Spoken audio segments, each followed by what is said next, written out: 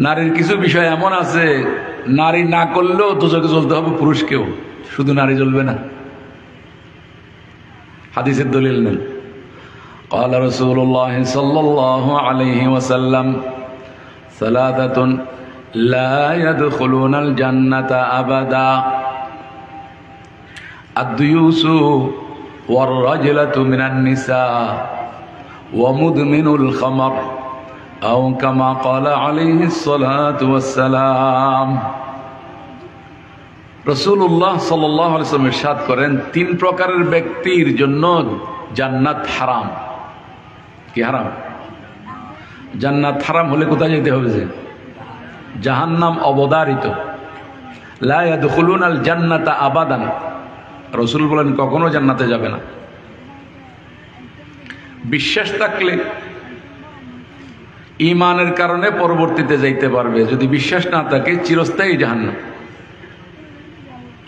কারা তারা? সালাসাতুন লা ইয়াদখুলুনাল জান্নাতা আবাদান আদ-দুয়ুস। এক নম্বর হলো দয়ুস। এক নম্বর কে? দয়ুস কাকে বলে? দয়ুস বলা হয় যার পরিবার পরিজন শরীয়ত বিরুদ্ধ কাজে লিপ্ত, কিন্তু তাতে তার কোনো মাথা ব্যথা নেই। তার স্ত্রী বেপরদা চলে, কন্যা বেপরদা চলে, বোন বেপরদা চলে, এই নিয়ে তার মাথা ব্যথা নেই, তাকে বলা হয় দয়ুস। বেপরদা চললো আপনার মেয়ে, জাহান্নামে জ্বলতে হবে আপনাকে কেন? ক্ষেতের মধ্যে যদি গরু ধান খায়, প্রথমে গরুকে মারে,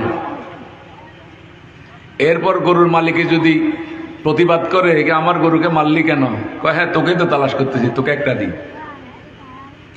ধান খাইলো গরু, মারলো তাকে কেন? কারণ গরুর পরিচালক গরুকে সঠিকভাবে পরিচালনা না করার কারণে তাকে মারছে।